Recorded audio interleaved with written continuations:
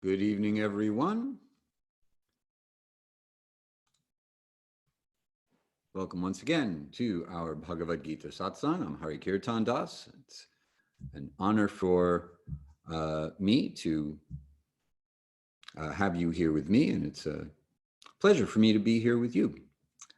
And I hope that you can hear me, and if you would be kind enough to just raise your hands in the participant window. Thank you very much. All righty. Now I know I can be heard. Wonderful to see you all here, those of you who are joining me in real time, and wonderful to know that you are there, those of you who are watching this after the fact.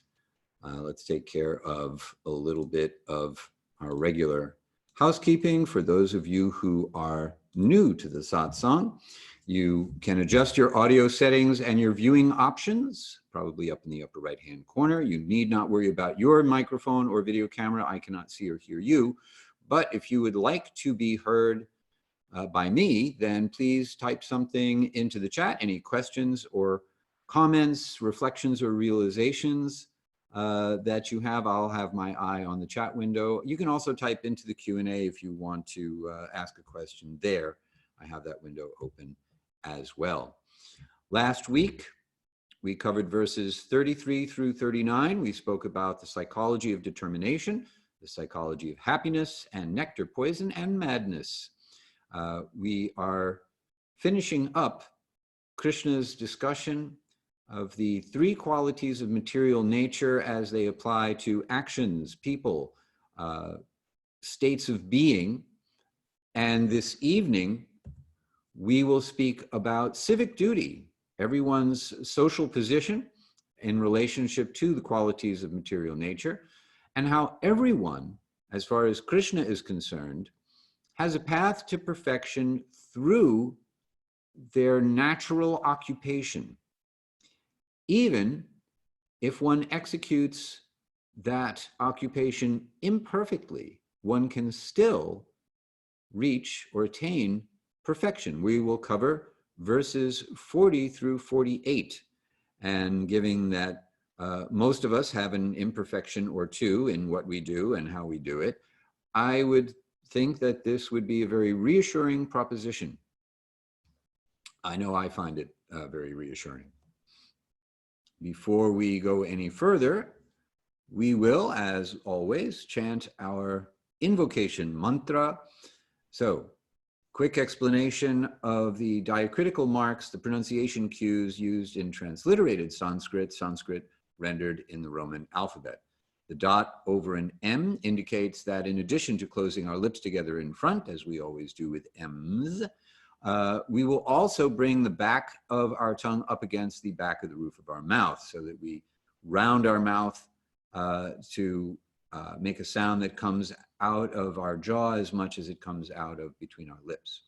A bar across a vowel, in this case an A, indicates an elongated and open version of that vowel as opposed to a short and somewhat closed version of the vowel without the bar. I trust you will notice the difference as we have a combination of the two. I will chant this mantra 3 times, and if you like, you can chant it back each time. Om Namo Bhagavate Vasudevaya.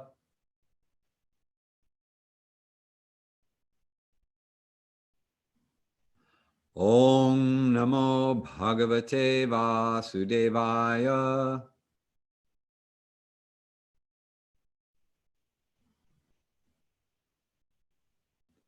Om Namo Bhagavate Vasudevaya.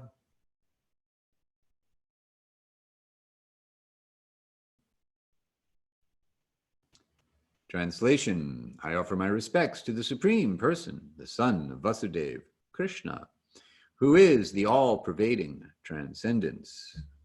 Hence, this mantra's appropriateness is in that it is a Vishnu mantra, but also when we refer to Vasudeva, the son of Vasudeva, this is Krishna, the speaker of the Bhagavad-gita.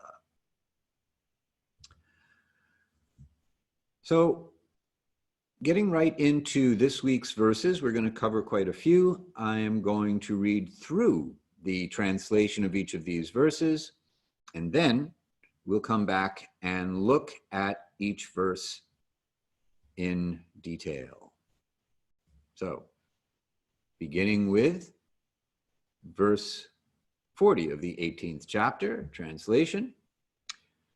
There is no being in existence here on this earth or among the gods in the heavenly realm that is free from the influence of these three modes that are born of material nature. Verse 41.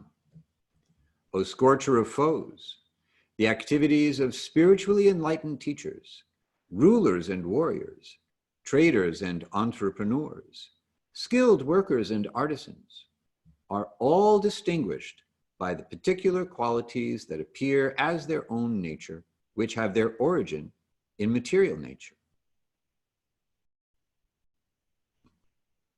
Verse 42. Tranquility, self-discipline, austerity, purity, patience, integrity, knowledge, wisdom, and faith in the principles of religion are the naturally occurring qualities associated with the work of spiritually enlightened teachers. Verse 43. Heroism, vitality, determination, resourcefulness, not fleeing from battle, generosity, and leadership are the naturally occurring qualities associated with the work of rulers and warriors.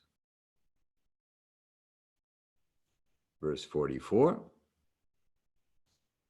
Cultivating fields, protecting cows, and engaging in commerce are the natural work for traders and entrepreneurs, and the natural work of skilled workers and artisans consists of service to others.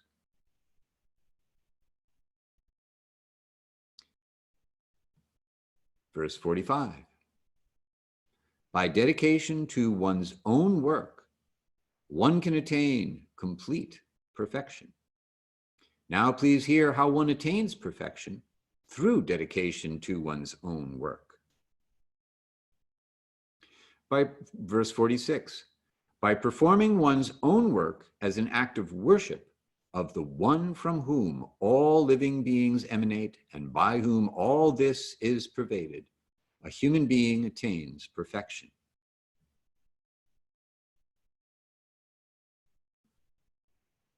Verse 47, engaging in one's own occupation, even if performed imperfectly, is better than accepting another's occupation and performing it perfectly. And verse 48. O son of Kunti, every endeavor is covered by fault, just as fire is covered by smoke. Therefore, one should not relinquish work born of one's nature, even if such work is riddled with flaws.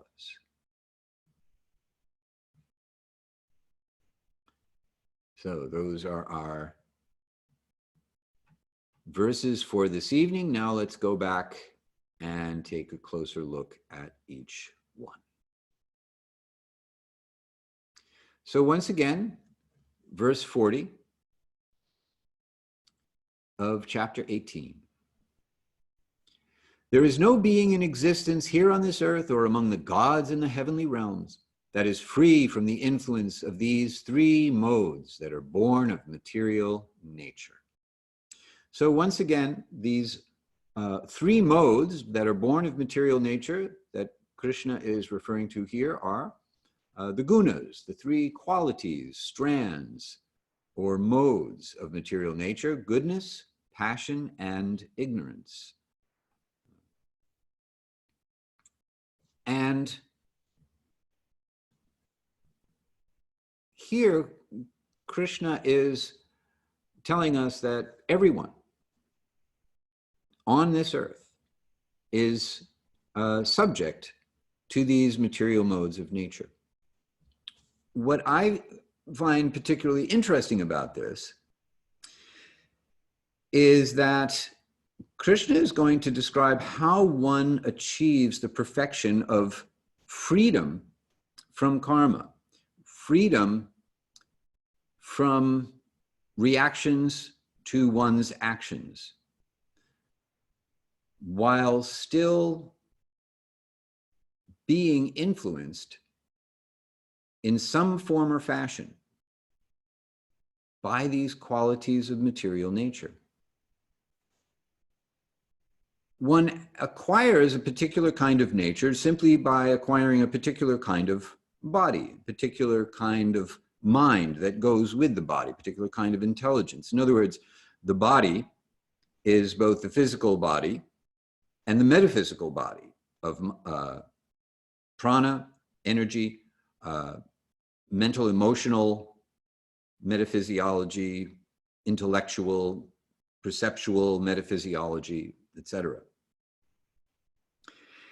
And as long as one is embodied, then one is associating in some form or fashion with these material modes of nature.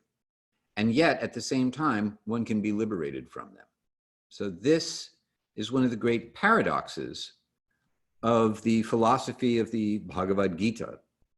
Not only that, but rather than trying to artificially renounce these conditioned ways of being due to having a particular mode or combination of the modes of material nature influencing us, we use the very manifestation of our entrapment in the material world as our means to rise above material consciousness. And that's what Krishna is about to explain in this chapter, in this portion of this chapter. So before we move to that, let's take a quick look back at everything Krishna has said in previous chapters leading up to this about these qualities of material nature.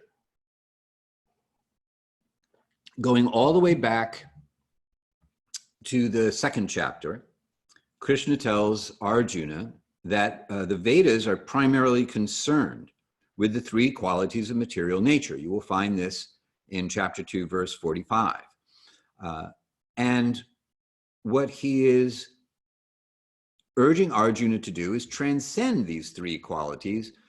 He says, establish yourself in pure spiritual consciousness, and thus situated in transcendence, free yourself from anxieties arising from dualistic conceptions of loss and gain. So that by itself is an interesting point. Transcendence, by transcending these three qualities of material nature, our conception of loss and gain, I like this, I don't like that, I want this, I don't want that, disappears. We're given a far greater degree of freedom to act when we are not constrained by conditioned conceptions of loss and gain, and when we are not bound in quite the same way by these qualities of material nature. Which is to say that the state of liberation or transcendence is not one of inactivity. It's not that you stop doing things, but rather you are free to do things in a way you weren't free before. In the third chapter, Krishna speaks a very important verse that I've referred to many times during the course of these classes. This is verse 27 of the third chapter. One who is bewildered by the influence of false ego thinks, I am the doer of activities. In actuality, all activities are carried out by the three qualities of material nature. So this is a really interesting idea. When we think that I'm the one who's doing stuff, I'm the one who's making it happen. This is the influence of the false ego, which is the eighth material element that Krishna lists among all the physical and metaphysical elements, namely earth, water, fire, air, ether, mind, intelligence, and the false ego. And from a position of transcending, or at least relatively rising above the influence of the false ego, even a little bit of progress beyond this idea of I'm the one who's doing everything, I'm the one who's making it happen. Even a little bit of progress in this respect allows us to see how what we are experiencing is the interactions of the three qualities of material nature. It's mystical vision. And we understand how things are actually happening in the world on a deeper level. A few verses later, Krishna says, even those who possess knowledge act according to their own nature, for everyone acts in accord with the tendencies they have acquired due to contact with the three qualities of material nature. What will repression accomplish? So this is an explanation of how one can simultaneously transcend the influence of the modes of material nature and act in accordance with the modes of material nature that we've acquired. Someone who possesses knowledge. Okay, knowledge here is understood to mean knowledge of the distinction between spirit and matter. Matter being composed of the three qualities of material nature. And by acting on the basis of this knowledge, one gains realization. Therefore, someone who possesses knowledge and realization is not compelled by the modes of material nature, and yet will act a certain way, will speak a certain way, has an intelligence that acts a certain way, a way of expressing themselves that is just a certain way. And those are the qualities of material nature. But the person who can speak from a position of transcendence, even though still embodied, a jivan muktaha, will deliver transcendental knowledge in a particular way according to the modes of material nature that make up their psychophysical condition, and yet that person is transcendental to those very modes. So this is the paradox of transcending the qualities of material nature as an embodied person. Then in the 7th chapter, in the 14th verse, Krishna speaks about material nature as his divine power of illusion, and how this divine power of illusion is nearly impossible to overcome. But those who offer themselves to me, Krishna, can easily cross beyond this bewildering power. So here is the key to transcending the qualities of material nature, understanding that they have a source, and that source is Krishna. And that Ishvara Pranidhana, as it is said in the Yoga Sutras, offering oneself, dedicating one's life to the Supreme Person, taking shelter of the Supreme Person, the source of this bewildering power of illusion, this divine energy. That's the key to transcending it.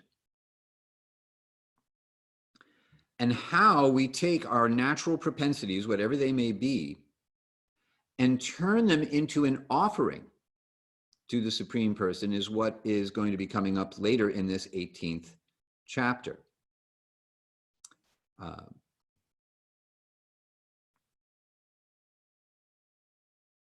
he then, in the 13th chapter, in the course of speaking about the Paramatma, his own expansion as the localized Lord within the heart of all living beings, says that he, in this form, is the source of the three qualities of material nature, but also the master of the three qualities of material nature. Krishna is not affected by these three qualities of material nature. This is one of the ways in which Krishna is different from Arjuna and us. We cling to an identity that arises from the qualities of material nature, whereas Krishna does not. And one who understands this philosophy concerning the individual Atma, the person, material nature and the interactions of the qualities of material nature, and the one who is the source and master of these qualities of material nature, they will surely attain liberation, regardless of their present position. So again, irrespective of where you are situated in terms of these combinations of the qualities of material nature, however that has made you, and whatever natural aptitude and inclination you have, you can get there from here. All right, which brings us to our next verse. But if you have any questions or comments or reflections on this first verse and everything I've spoken about to set up the verses that will follow, then please comment. Okay, so I believe in verse 42, Krishna uses the term religionness or religiousness, but in another part of the Gita, Krishna also says to abandon all forms of religion. This always confuses me. Okay, so Kamala Radha, this is not surprising. Many people get confused about this idea, and it's one of the reasons why I think it's important to understand what we mean when, or what Krishna means when he speaks about dharma. Dharma is a word that is sometimes translated simply as religion. But this does not mean a religion. Religion here refers to universal principles of religion that lead to religious experience, but that can find different expressions or different faith forms. I had a friend once who was confused about this very same thing, who was Jewish and was asking me, well, does this mean Krishna wants me to stop being Jewish? And I assured her that this was not the case, that the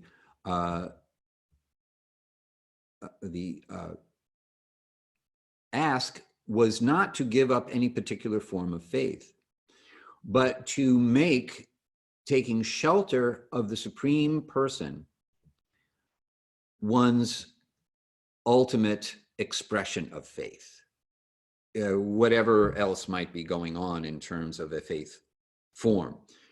As long as it all leads to taking shelter of the Supreme Person, then the other stuff details.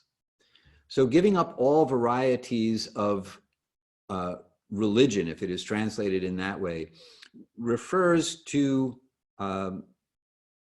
all either lesser forms of religiosity, such as Vedic rituals that, or any other kind of religious rituals that are all about gaining some material benefit, some material reward. And going to heaven would actually count as a material reward in this way of thinking. Or principles of religiosity that are subservient to the ultimate dharma, or the ultimate principle of religion, which is simply to take shelter of or surrenders to the Supreme Person. So I prefer the terms religiosity and principles of religion in this regard, as opposed to simply religion, because I think that's the confusing part of this, that, you know, on the one hand, Krishna says, give up religion, and on the other hand, he says, be religious. At least that's what it appears to be in some translations. And so I think that's where we get confused. Kamala, let me know if that is helpful. All right, you're welcome. Moving on to the next verse, verse 41. Krishna continues to speak to Arjuna. O scorcher of foes, the activities of spiritually enlightened teachers, rulers and warriors, traders and entrepreneurs, skilled workers and artisans are all distinguished by the particular qualities that appear as their own nature, which have their origin in material nature. So here we have civic duty and the qualities of material nature. There are four basic divisions of society, which we have spoken about in previous classes. The spiritually enlightened teachers in Sanskrit, Brahmanas. The rulers and warriors in Sanskrit, Kshatriyas. The traders and entrepreneurs, Vaishyas. Skilled workers and artisans, Shudras. So these four divisions make up the complete social body. The Brahmins are meant to be the head of the social body. The arms and chest are the Kshatriyas. The traders and entrepreneurs are the belly of society, and the skilled workers are the legs. And you need all four in order to make a society go anywhere. So where do these four divisions come from? Krishna gives an explanation in the 4th chapter, the 13th verse, where he says, I created the four social orders of human society, which are divided according to the qualities one acquires and the actions one performs. You should know that although I am the creator of this system, I have no position within it, for I am eternally transcendental to such qualities and actions. So again, reconfirming his own transcendental position relative to these three qualities of material nature. And notice how he doesn't say this is assigned to you according to your birth. It's according to your natural aptitudes and inclinations, the kind of talent you have and the kind of work you're attracted to doing, not birth. So this is not the caste system, as is sometimes assumed or mistaken for when one reads the Bhagavad-gita. The naturally occurring system of what are called varnas is present in any society, irrespective of its class divisions or attempts to eradicate class divisions. Shana, I'm so sorry that your question was hiding behind the chat window. So I'm just now noticing it. And I'm going to come back to it as I get a little further into the explanation of how, well, Prakriti just means material nature, as opposed to Purusha, meaning the spiritual person. So the Purusha, spiritual person, has a body and a mind made of Prakriti. And that Prakriti, or material nature, is composed of these three qualities, or basic constituent parts, goodness, passion, and ignorance, that act as primary colors to create all the varieties of people, places, and things that we experience, including ourselves. So how do we take our material identity made of Prakriti, material nature, and use it to experience ourselves as we truly are, as spiritual beings? Well, let's just see.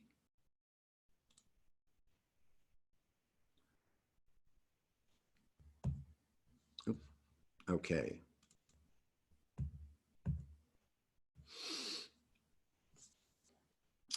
Yes, so in verse 40,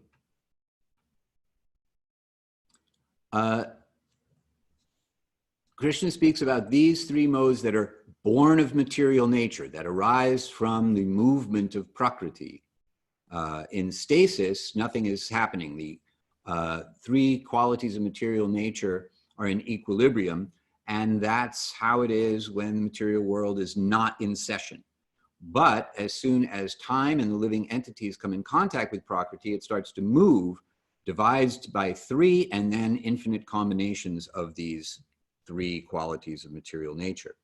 So, all the way in the very first class of this Bhagavad-gita Satsang series, I spoke about the purpose of the Bhagavad-gita, which is to give us a sequence of progressive transformation, of going from material consciousness, or our conditional dharma, that is to say, the duty or the way of being that we have become conditioned to think of as ourselves, who we are, due to consciousness in contact with material nature.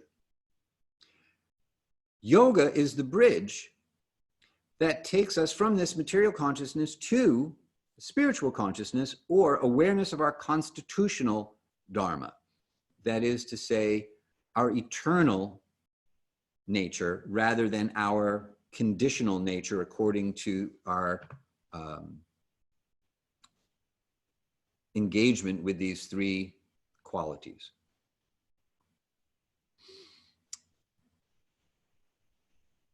All right. So let's take a closer look at spiritual consciousness. The general characteristics of our spiritual identity, which we can know. We can hear from Krishna, we can hear from yoga wisdom texts, that as spiritual beings, we have four qualities. Sat, Chit, Ananda, Vigraha. Sat, eternality. We are by very nature eternal beings. This is Krishna's first instruction in chapter 2, verse number 12. Never was there a time when I did not exist, nor you, nor all these kings, nor in the future shall any of us cease to be. We never come into being, we never go out of being. Our bodies come and go, we are eternal. Knowledge or cognition. We are naturally knowing and understanding who and what we are. In our conditioned state, we have forgotten who and what we are. And yoga is kind of like the alarm clock that wakes up our spiritual senses in order for us to experience ourselves in our own true nature as we actually are. Bliss is our natural condition. The Vedanta Sutra describes the natural condition of spirit as anandamaya bhyasat. So it's natural for us to look for pleasure and enjoyment and happiness because that's just our natural condition. And when we don't experience it, it just seems wrong. Because it is wrong. It's only a matter of our being conditioned by material nature and entangled in the complexities of material nature that we come to experiencing anything but bliss or joy. Patanjali also describes that this is the natural condition of the self. And Vedanta as well describes that this is the natural condition of the self. And then finally, because we retain our individuality while at the same time experiencing spiritual unity, we have the attribute of being infinitesimal parts of an infinite complete whole. And that means there's a relationship. So let's expand the idea of yoga as a bridge. So before we looked at material consciousness, our current condition, yoga, the bridge that takes us to spiritual consciousness, our constitutional dharma. All right, so let's expand on this a little bit and call it not just yoga, but bhakti yoga, which Krishna has described and will once again describe as we get into the later verses of this chapter as the topmost rung of the yoga ladder. We have 4 different paths of yoga described in the Bhagavad-gita. Karma yoga, dhyana yoga, the yoga of karma yoga, the yoga of action, dhyana yoga, the yoga of meditation, jnana yoga, the yoga of knowledge, and bhakti yoga, the yoga of devotion. The yoga of devotion was described in the middle chapters, and now as Krishna summarizes everything that he has taught Arjuna up to this point, he will come back to bhakti yoga, which is the yoga of spiritual relationship with the complete whole by dovetailing propensities born of our material identity. So this is one of the really cool aspects of bhakti yoga, which is that everyone has a path to perfection.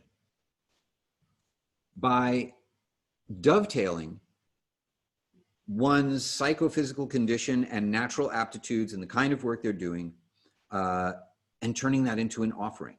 This is how you put Ishvara Pranidhana into action. The second chapter of the Yoga Sutras is about how to act in the world as a yogi. The assumption is that the Yoga Sutras is all about renunciation, going off to the forest, turning your back on the world. And you know what? That's actually what the first chapter is. And Krishna describes that process of going to the forest, laying down the kusha grass, ignoring everybody, going inside, doing your meditation, and renouncing all actions associated with the world. But Arjuna is not going to take that path. It's not for him. He says he can't do it. The path he's going to take is the path of bhakti yoga, which is going to be the path of dovetailing his natural propensity as a warrior and using that in Krishna's service. So devotional yoga means devotional service, turning what you do into service that is meant to be pleasing to the supreme person. That is to say, you identify your specific material identity, your characteristics of your current psychophysical nature, and then rather than engaging in actions for selfish reasons, acting for, based on selfish motivations, you act in devotional motivation. A selfish motivation means that we're acting in such a way as we become entangled in karmic reactions to our actions and progressively deepen our entanglement with material nature and the condition of material consciousness. Devotional motivations, on the other hand, result in liberation from karmic entanglements and a progressive expansion of our spiritual awakening, which brings us to our next verse, which we are going to chant together. And while I'm setting that up, if you have any questions about what I have said up to this point, I'll be happy to look for your questions in the chat. Meanwhile, some additional notes on the diacritics that we see indicating the proper pronunciation of the letters in this verse. The accent mark over an S is an SH sound sounded from the back of one's mouth. So instead of right from behind your teeth, as we normally would do in American English, shh, it's a fuller, darker kind of sound from back by your jaw. So you're going to curl your tongue up when you make this sound rather than flatten it out behind your teeth. A dot under an H indicates a short stop on the vowel that precedes it, unless the dot under the H is at the end of a line, which is not the case in this verse. A dot under an S is a regular SH sound. A C is always a CH sound. And J is usually a J sound unless it precedes an N with a tilde over it. The N with a tilde is a nya sound. And then the J becomes more like a G sound, yeah.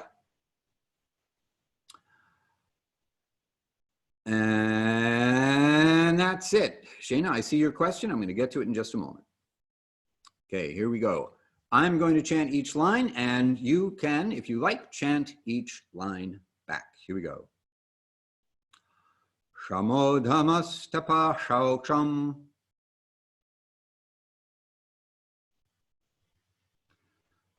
Kshantir arjavam eva cha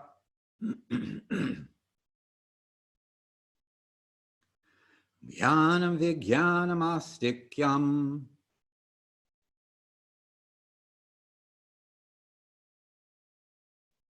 Brahma karma svabhavajam.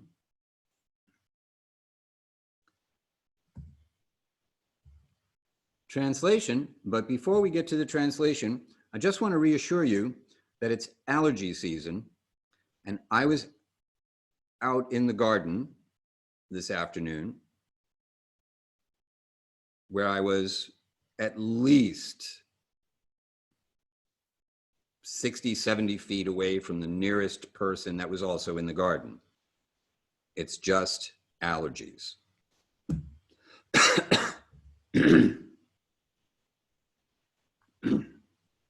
No worries. Translation. Tranquility, self-discipline, austerity, purity, patience, integrity, knowledge, wisdom, and faith in the principles of religion are the naturally occurring qualities associated with the work of spiritually enlightened teachers. So again, you may see religiousness in this verse as the translation of, well, actually I've lost track of which one that would be, except we're going to take a look at each of these words anyway. Shama, peacefulness. Dhamma, self-control. Tapa, austerity. Shaucham, purity. Kshanti, patience. And arjavam, integrity. So some of these terms might seem familiar either in the English or in the Sanskrit. And if so, it may be because they correspond to principles found in the Yoga Sutras. So peacefulness is actually kind of the same as contentment, santosha. Dhamma, self-control. Brahmacharya, self-control, self-discipline. Specifically, control of one's sexual energy. But in general, this means self-control or self-discipline. Tapa is also sometimes understood to mean self-discipline or austerity. We find tapa also in the Yoga Sutras. Shaucham, same word as in the Yoga Sutras, purity. Patience, kshanti. In the Yoga Sutras, chapter 1, verse 14, we hear that practice becomes firmly established when it has been cultivated uninterruptedly and with devotion over a prolonged period of time. So the principle of patience in one's practice is also very much present, and naturally someone who is developing these higher qualities that are required of someone who is qualified to teach spiritual knowledge is patience. And then arjavam, integrity, or sometimes also translated as honesty or truthfulness, satya, truthfulness, same idea. And then jnanam, vijnanam, astikyam. So knowledge, wisdom, and faith are three things that go together in the character of a spiritually enlightened person whose work is to both practice, cultivate these things, and to teach them to others. So knowledge, jnanam, means understanding the teachings of yoga as given to us through the teachers of yoga, Krishna and other teachers following in the yogic tradition. Wisdom, or vijnana, realized knowledge, is acquired by acting on the basis of the teachings. therefore wisdom. And then, because faith is a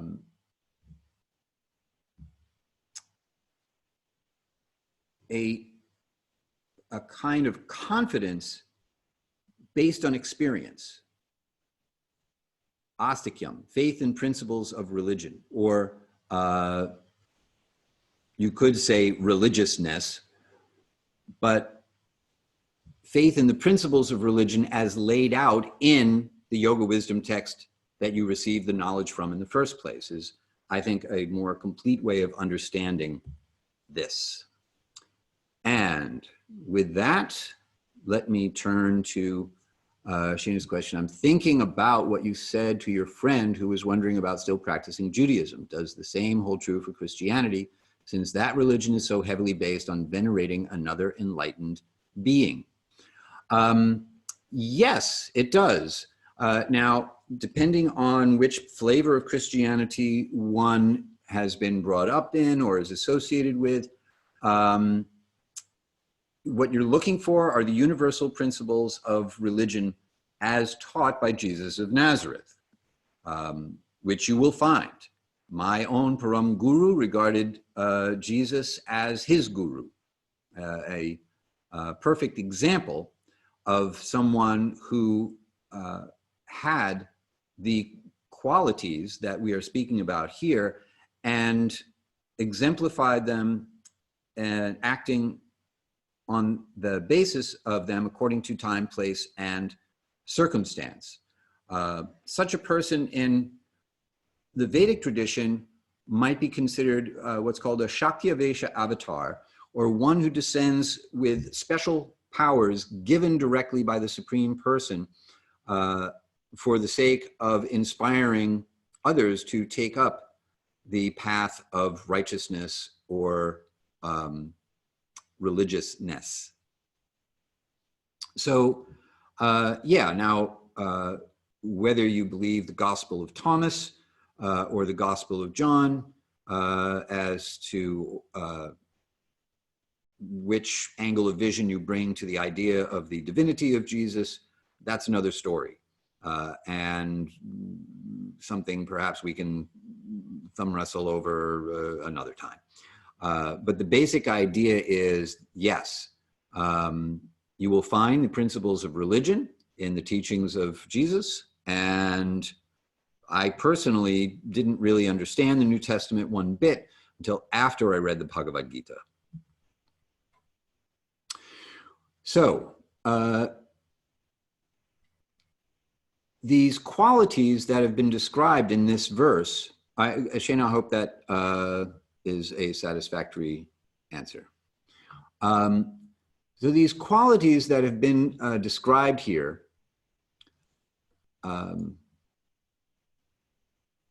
these are qualities that are understood to be in the mode of goodness. So characteristics of the mode of goodness are what's described here, because those are that's the mode of material nature under which the Brahmins work.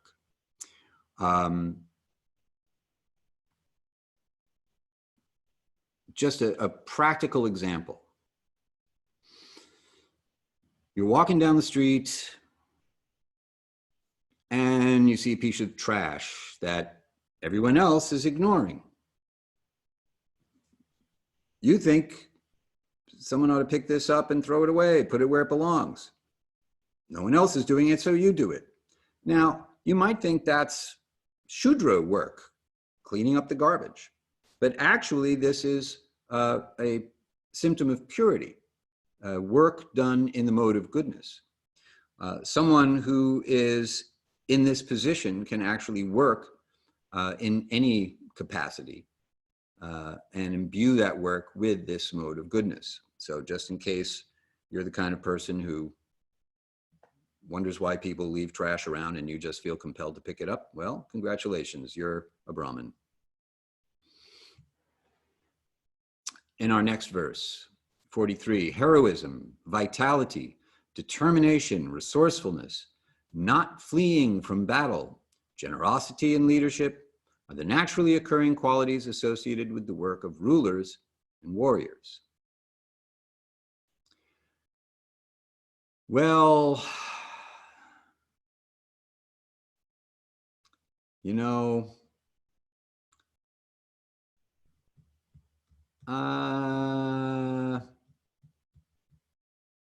yeah, well, let's move on. Sometimes it seems like not that much to ask, and yet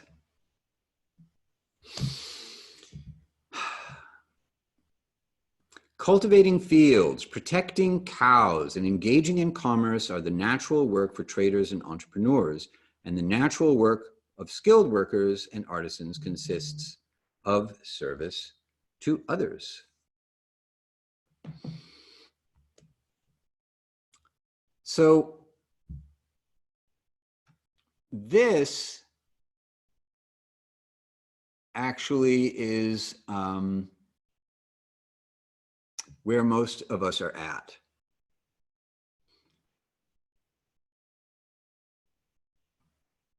We are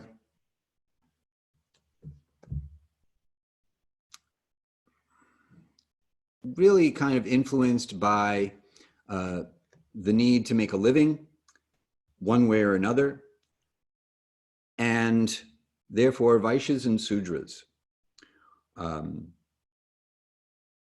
It's understood that the Brahmins in this particular season of time are very rare. People who actually have Brahminical qualities, very rare.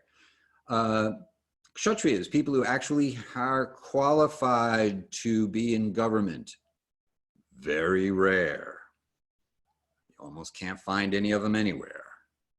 Certainly not here in Washington, D.C. Now, here's the thing. Cultivating fields, industrialized farming, protecting cows, and industrialized cow slaughter, and engaging in commerce, trade, making money from money rather than profiting from the exchange of goods. You see where I'm going with this. These are symptoms of a demonic society, which is to say, influenced by the lowest modes of nature, motivated by the most base and unspiritual kind of thinking.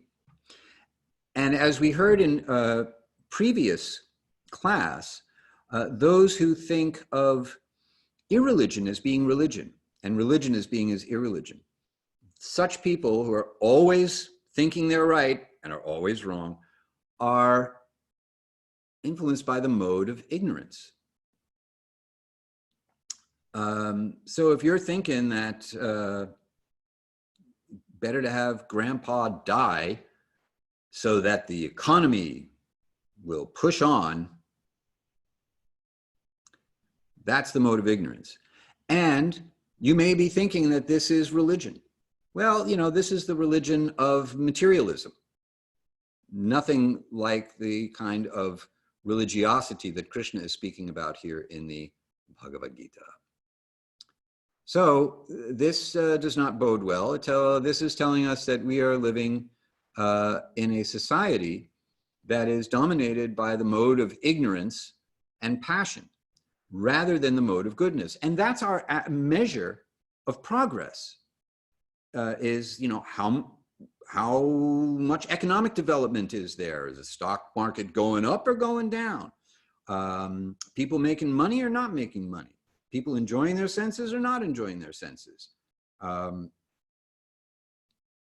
We don't measure progress based on the mode of goodness, Brahminical qualities that elevate consciousness. We actually measure progress by those things which degrade consciousness. So this is a myth, the myth of progress. We think we're making progress, and we think that we need original thinking in order to come up with the solutions for the problems that have been created by progress. Well, we don't need original thinking. We need Krishna's original thinking. But if you think original thinking will solve our problems, look at the world and then decide whether you like what you see. And if you like what you see, then you're in favor of original thinking, because original thinking is what created the world that you see. Unoriginal thinking, or the thinking of the original person, who is the origin of all of us, may be better advice to follow.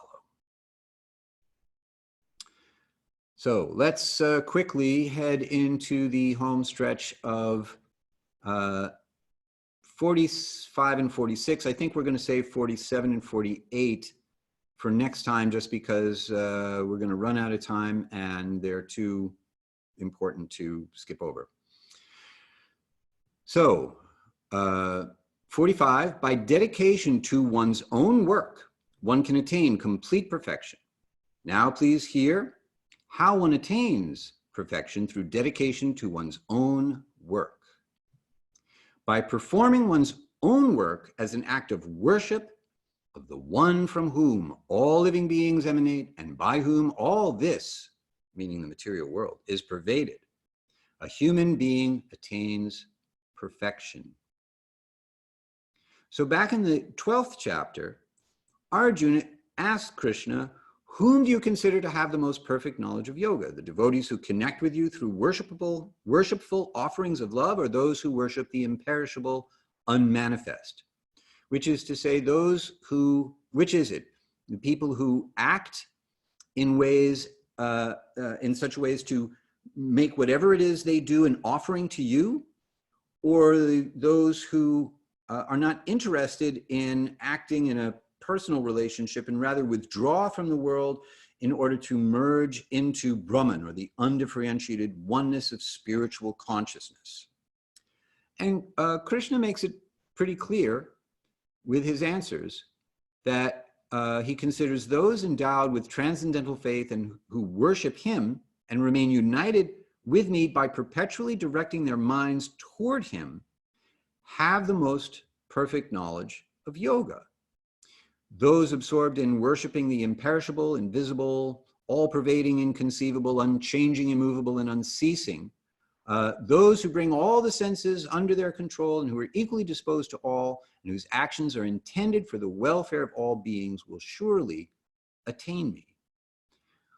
Those whose minds are attached to the unmanifest face more formidable obstacles. Indeed, such embodied souls proceed through a far higher degree of difficulty along the invisible path to the ultimate goal. But for those who worship me, who completely release all their activities to me, who are unequivocal in their devotion to me, and who worship me and meditate on me by this practice of yoga alone, O son of Pritha, I swiftly lift them from the ocean of repeated birth and death, for their consciousness is absorbed in me. So the idea here is that action performed with faith and devotion is actually an easier and swifter path to a higher destination than one can attain by renunciation of the world and meditation on the impersonal, undifferentiated, spiritual oneness of being. And yeah, even though it's 9 o'clock, we're going to cover these two verses, and then we'll review a little bit next time. So the last two verses for this evening: engaging in one's own occupation, even if performed imperfectly, is better than accepting another's occupation and performing it perfectly. One does not invite misfortune by acting in a manner that corresponds to one's nature. So here Krishna is saying that if you've got the qualities of a leader, be a leader. If you've got the qualities of a business person, do business. If you've got the qualities of an artisan, someone who works with their hands, work with your hands, work with your body. If you have the qualities of a Brahmin, then be a Brahmin. But here's the thing, anyone can develop these Brahminical qualities and infuse whatever kind of work one does with those Brahminical qualities, those qualities in the mode of goodness, by proper spiritual practice under the guidance of a qualified teacher. Because everyone can, and in yoga aspires to, bring consciousness to the quality of goodness. Therefore, even if one has an aptitude that is based on the quality of passion, or one's nature is infused with passion, then one can nest that particular aptitude influenced by the mode of passion in the mode of goodness. And that's just a matter of spiritual practice and spiritual guidance. So we finish up with, O son of Kunti, every endeavor is covered by fault, just as fire is covered by smoke. Therefore, one should not relinquish work born of one's nature, even if such work is riddled with flaws. So we will pick up right here next time and speak about how one can achieve perfection even if one's work is imperfect, because there's a secret to this. There's a secret ingredient that we can add to our actions that will offset any superficial faults or any material faults that are associated with whatever work we perform. So there you go, a little bit of a cliffhanger.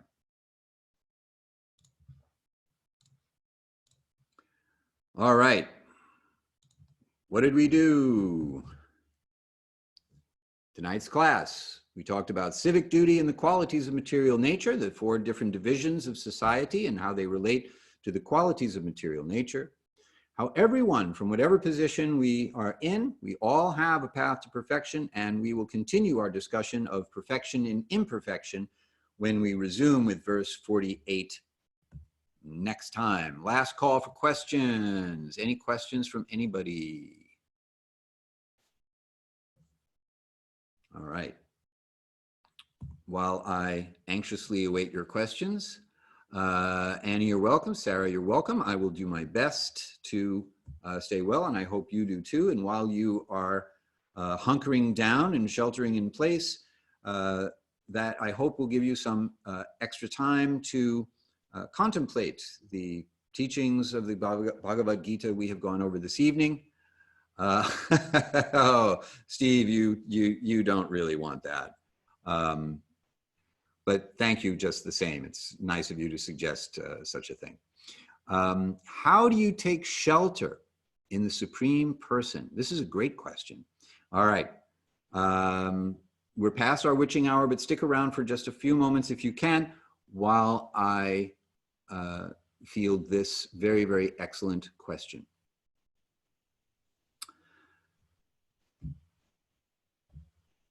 The act of taking shelter, sharanam, or surrendering to the Supreme Person, is first of all, an internal thing, based on the understanding that, first of all, there is a Supreme Person, and second of all, that Supreme Person is not only capable of providing shelter from the storm of the material world, which, as we can clearly see, is not designed to align with our desires, nor is it something that we can control. But inclined, favorably inclined to providing us with protection from this inherently dangerous place known as the material world. So the recognition that Krishna is the source of everything, which we find Krishna confirming in the 8th verse of the 10th chapter. I am the source of everything. Everything emanates from me. The wise who perfectly know this engage in my devotional service and worship me with all their hearts. All you have to do is ask.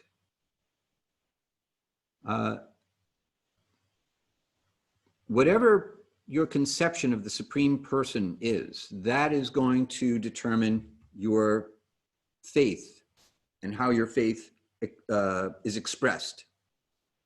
So if you're thinking of the Supreme Person as someone who is the source of everything, the controller of everything, and someone who really actually likes me more than I can imagine, loves me unconditionally, in fact, then one can, according to the nature of one's inspiration, approach that Supreme Person by offering your heart. The way I personally do it is through mantra meditation. My meditation is on the sound vibration of Krishna's name, particularly the Hari-kirtana mantra. So I have beads right back here in this bag. Here are my beads. And every morning I use these beads while I repeat the mantra. And the mantra is a request to be engaged in the service of the Supreme Person, but also an acknowledgement that I am completely dependent on the Supreme Person and that I require the shelter of the Supreme Person if I am to make any spiritual progress and rise above this material world. I'm not going to be able to do it on my own. So the mantra is an appeal to be engaged in service that is motivated by love to the Supreme Person, with the understanding that I will not have to worry about anything if I am engaged in the service of the Supreme Person. The Supreme Person will take care of every other problem in my life. Jill would like me to demonstrate how I use the beads. So I will be happy to do that. So I hold the beads between my thumb and middle finger. And then I chant one mantra on each bead. Hare Krishna, Krishna Krishna, Hare Hare. Hare Rama, Rama Rama, Hare Hare. And I notice how my body moves while I'm chanting. Sometimes when my mind wanders, the first thing I'll do is say, how is the mantra manifesting in my body? I keep the beads in my bag while I'm chanting, by the way. So I have this finger just in case I want to point accusatorily at somebody or scratch my head or ring a doorbell. Not that I'm walking around ringing people's doorbells while I'm chanting mantra, but you never know.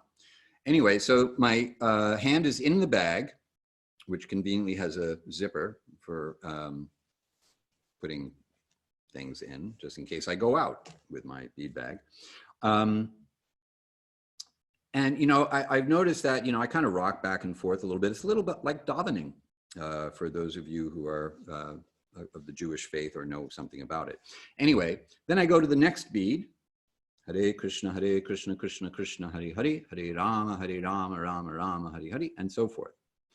And the meditation is simply to hear the sound of the mantra. And when I notice I'm not hearing the mantra, reminding myself why I'm chanting the mantra, remembering what it means, remembering its significance as an appeal, as a request for the benediction of the shelter of the Supreme Person whose name I am chanting.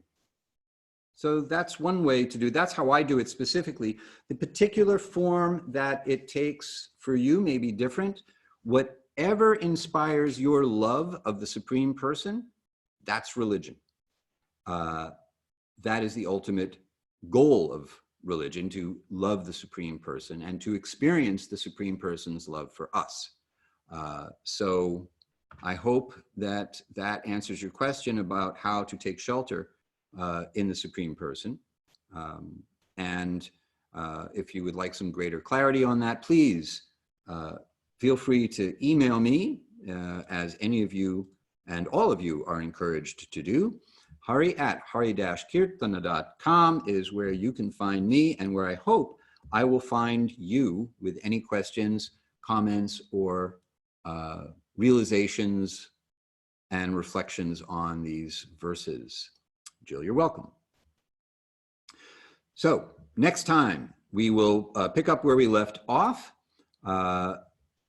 and speak about how perfection can still be attained even when we are imperfect. Then how to achieve freedom from karma, yoga and social distancing. I'm not kidding. There's actually a Sanskrit phrase here that can be translated as social distancing, and this has a role to play in our yoga practice. Quite a coincidence, don't you think? And then letting go of obstacles to yoga. We will cover verses 48 through 53. And that's all, folks. Thank you very much for sticking with me for a little overtime for this session of our Bhagavad-gita Satsang, Lena. I am looking forward to speaking more about it and seeing you there when I do. So you're very welcome. Thank you all very much for being here. And I'm going to sign off. I hope you all stay well and safe. And I look forward to seeing you next time.